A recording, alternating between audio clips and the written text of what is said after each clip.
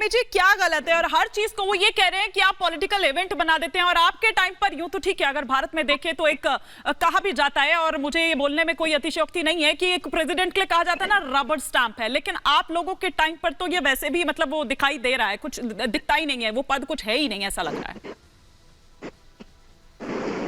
हिमानी जी, सबसे पहले आपको, सारे देशवासियों को, मेरे सारे पैनल में जो लोग अभी उपस्थित हैं उन सबको ढेर सारी शुभकामनाएं।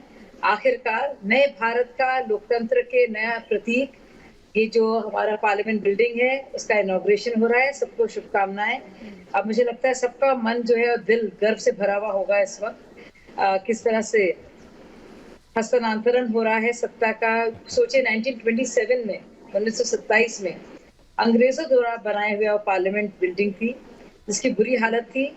न सिर्फ 1000 करोड़ सालाना पैसा बचता है बल्कि 1244 MPs के लिए ये नया संसद बनाया गया है, और मुझे लगता है अपने आप में बहुत बड़ी चीज है। दूसरी बात, जब सेंट्रल विस्टा बन रहा था तो उसकी जरूरत को लेकर, उसकी लागत को लेकर जो उस पर खर्चा हुआ है और बहुत सारे सवाल उठाए गए। एक एक करके इन्होंने अपनी मुंह की खाई। सबसे पहले तो ये पता चला कि 2012 में दरअसल कांग्रेस ने ये प्रपोजल, मीरा कुमार जी ने इसको पेश किया था, और तब भी कोई बड़ी गुंजाइश थी भ्रष्टाचार की। 3000 करोड़ का इसमें अनुमान उन्होंने लागत की बात की। वो राष्ट्रपति के अपमान की बात कर रहे थे, वो तो ठीक है शाजिया जी, मैं उस पर भी बताऊंगी। नहीं, मुझे वक्त दीजिए, मैं बिल्कुल नहीं, मैं आराम से बताऊंगी क्योंकि आपने बहुत वक्त दिया, तो मैं एक एक करके पोल खोलना चाहती थी। जरूरत क्या थी ये आपको पता चल गया कि 1000 करोड़ रुपए। लागत कितनी थी? लागत पर भ्रष्टाचार की गुंजाइश में लाखों लोग मर रहे थे, सड़कों पे चल रहे थे, दवाई नहीं थी, शमशान में जगह नहीं थी, और संसद बनाने में और सेंट्रल विस्टा बनाने में सरकार पैसा लगा रही थी। क्यों? और मुखालफत क्यों कर रहे हैं? प्रधानमंत्री के खिलाफ फिर बोल रहे हैं आप, फिर बोल रहे हैं ऐसे नहीं। मृत्यु सर्टिफिकेट पे फोटो कहा ताकि उन लोगों को पता चले कि मृत्यु सर्टिफिकेट पे भी साफ का फोटो होना चाहिए। अगर आप एंकर हिमानी जी एक बार कंप्लीट करने दें, एक बार कंप्लीट करने दें। एक रिएक्शन सभी गेस्ट का हो जाए, एक रिएक्शन सभी गेस्ट का हो जाए, एक रिएक्शन।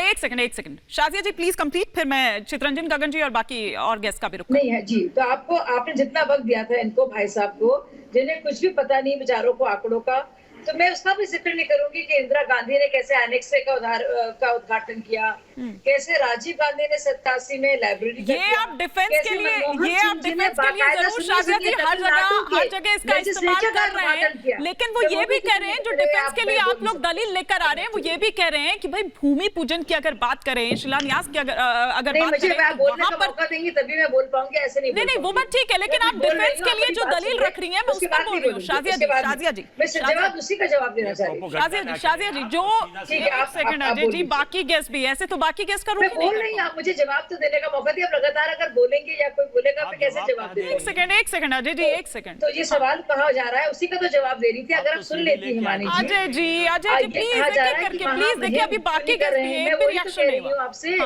कि क्या महामहिम का अपमान था, चाहे वो फखरुद्दीन अली अहमद हो या बाकी जितने भी रहे हैं, चाहे वो जब मनमोहन सिंह जी ने, आप बताइए, प्रतिभा पाटिल का क्यों अपमान किया? मनमोहन सिंह ने क्यों तमिलनाडु की विधायिका का उद्घाटन किया? राजीव गांधी ने लाइब्रेरी का उद्घाटन किया, इंदिरा गांधी ने संसद में किया। मैं वही तो जवाब दे रही हूँ। और महामहिम की बहुत आपको फिक्र हो रही है।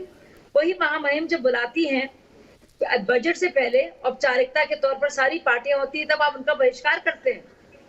जनता आपका बहिष्कार करेगी जिस तरह से आप बहिष्कार कर रहे हैं हमारे देश में शुरुआत। ठीक है, लेकिन शाजिया जी जो वो करेंगे वो थोड़ी आप लोग करेंगे। नहीं, जो वो करेंगे वो।